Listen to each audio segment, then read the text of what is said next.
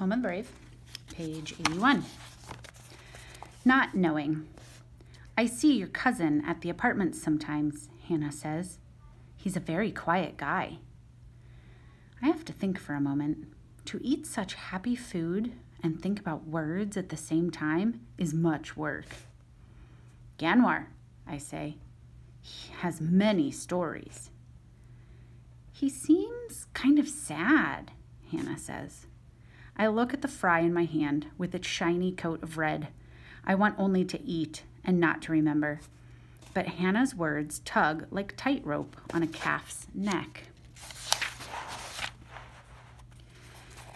Ganwar lost his father and his sisters when the fighting came, I tell her. Hannah nods. Her eyes are blue and gray, or maybe green. I can't be sure. I remember a kind doctor at the camp with such eyes. How did he lose his hand? Hannah asks in a gentle voice. I don't know the words for this. Some English words I hope I never learn. Men came with guns and knives to our village, I answer at last. To be in such fighting, says Nishan, is very bad. And what about your family? Jamie asks me. I stop eating. I take a breath.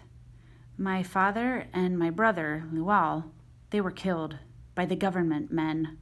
I saw it. I pause as a memory pokes at me like a knife in my back. I was lucky to see, I add. Lucky? Hannah asks. Her voice says she doesn't understand. Nishan looks at me with eyes that know of such things. Maybe Kek means lucky to know for sure, she explains. Not knowing, it's the hardest. Yes, I agree, the hardest. How about your mom? Hannah asks softly. Guilt grabs my throat. I will not go to that black place today. I try again. She'll come, I say. I'll wait here for her. Waiting is hard too, Hannah says, and I can see that she also knows sad places. I push my tray away. I'm not so hungry anymore. Home. I take the school bus home. It's a long yellow car filled with screaming, laughing students and many paper balls wet with spit. I don't think it would be easy to drive such a car. My aunt is sleeping when I get home. Ganwar enters with a white basket under his arm. The washing machine's in the basement, he says. The what? I ask. The room way down at the bottom of the stairs. I'll show you later. He surprises me with a smile like Lual might have made. A big brother making trouble smile. You'll like doing the wash. It's my job, but if you want, I might let you help. Sure, I say, although I don't trust that mischief smile. I remember well how Lual and Ganwar used to tease and test me. Always I was the little child with foolish ideas and silly ways. Always they were too old to bother with me, unless it was for their own fun. The door to my aunt's room opens and she comes out slowly, yawning and stretching. How was school? She asks. You would not believe it, I say. They teach you and feed you, and I have my own desk. We're going to visit the zoo where animals live and the planetarium where stars live. And I'm going to learn how to dunk slam in the class called PE. Slam dunk, Ganwar corrects. Good, my aunt says. Good boy. And she fills a kettle with water to put on the cooking fire. I want to tell her more, but I can see that her mind is visiting other places. I think maybe I'll like living here in America, I say to Ganwar. Yeah, that's what I thought too.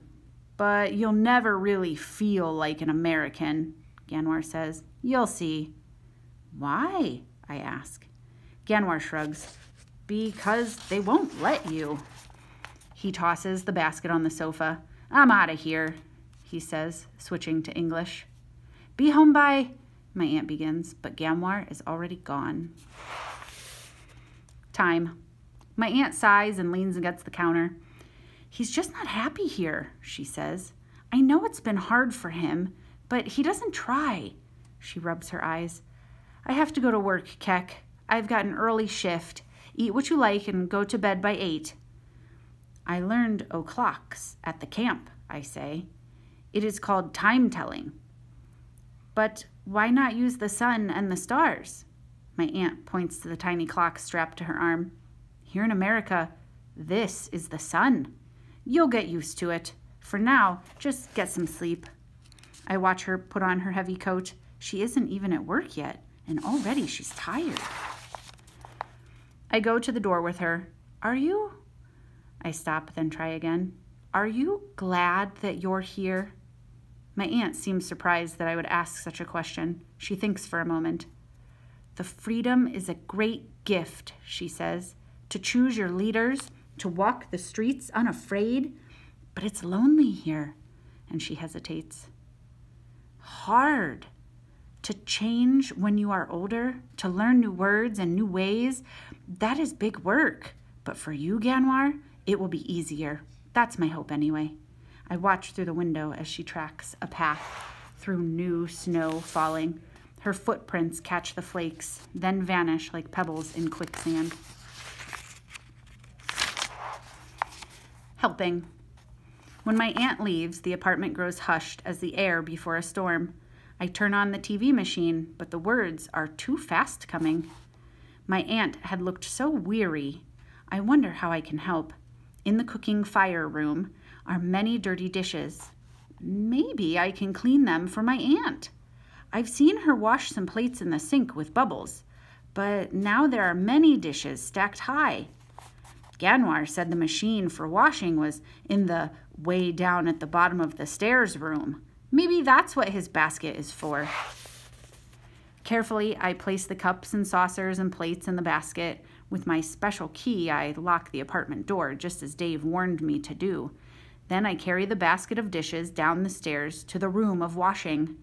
It's good to be a helping person. If my father were here, he would be proud, I think.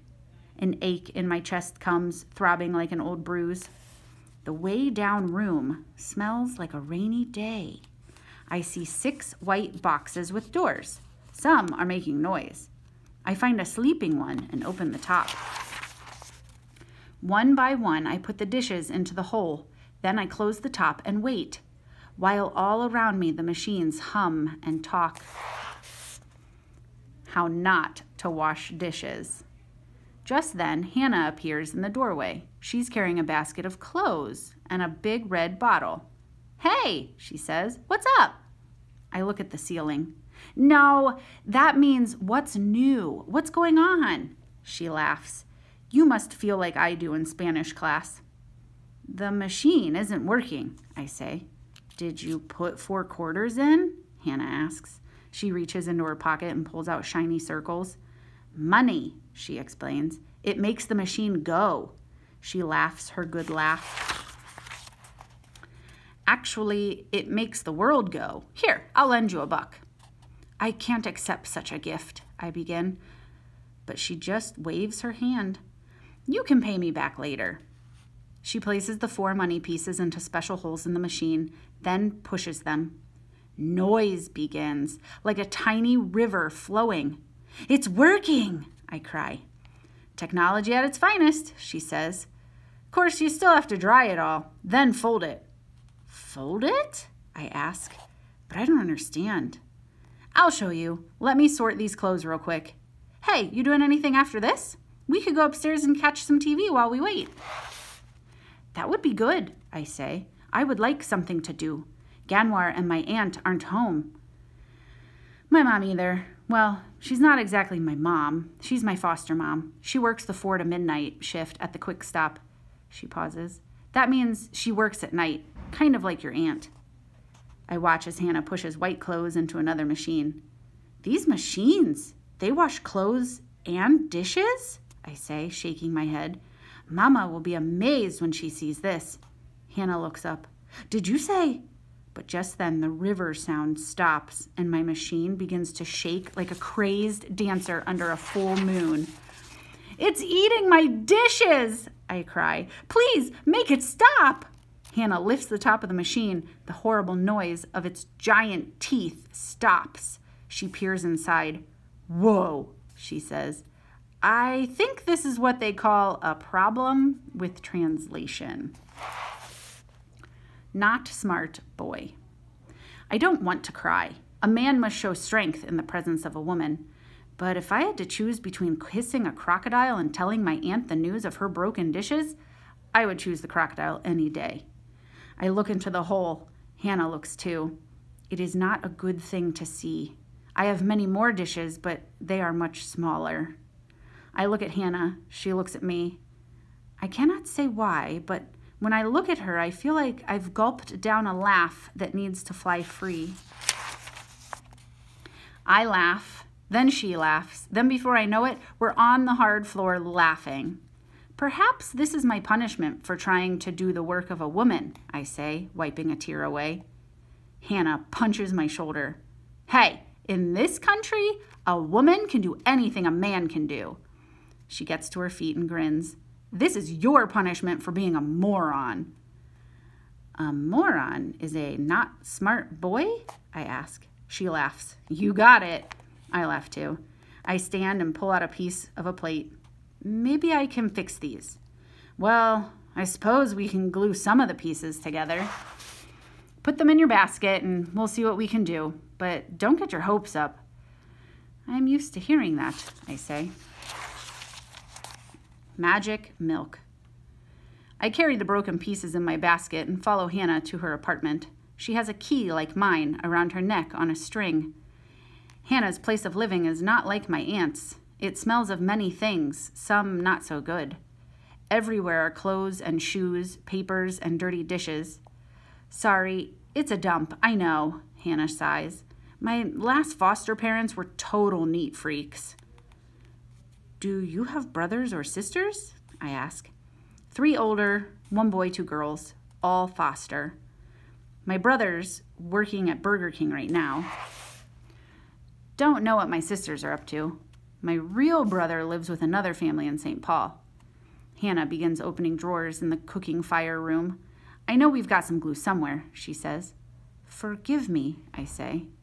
But I don't know what is a foster. Foster family. You stay with them when your real family is messed up. My mom's in rehab, and my dad's, well, he hasn't been around since I was a baby.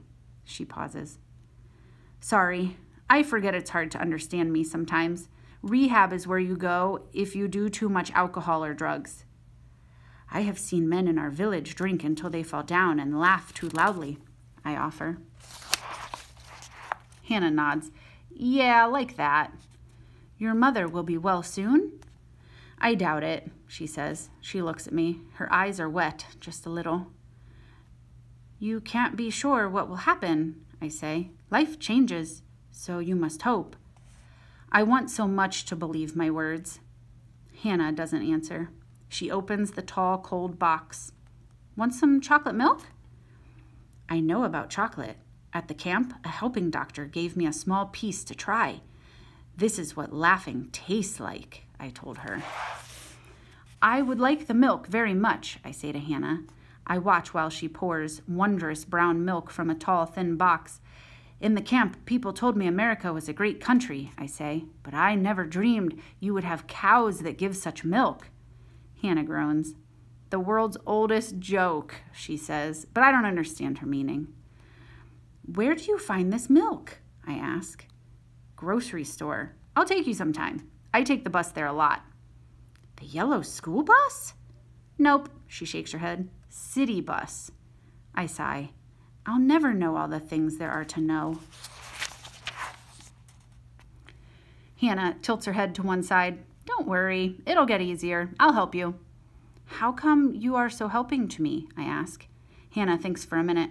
I don't know. Guess I've moved around a lot myself. Not like you, but I kind of know what it's like to not know things. She clinks her glass against mine. Here's to crazy glue. I don't understand those words either, but I don't care. My mouth is too busy rejoicing.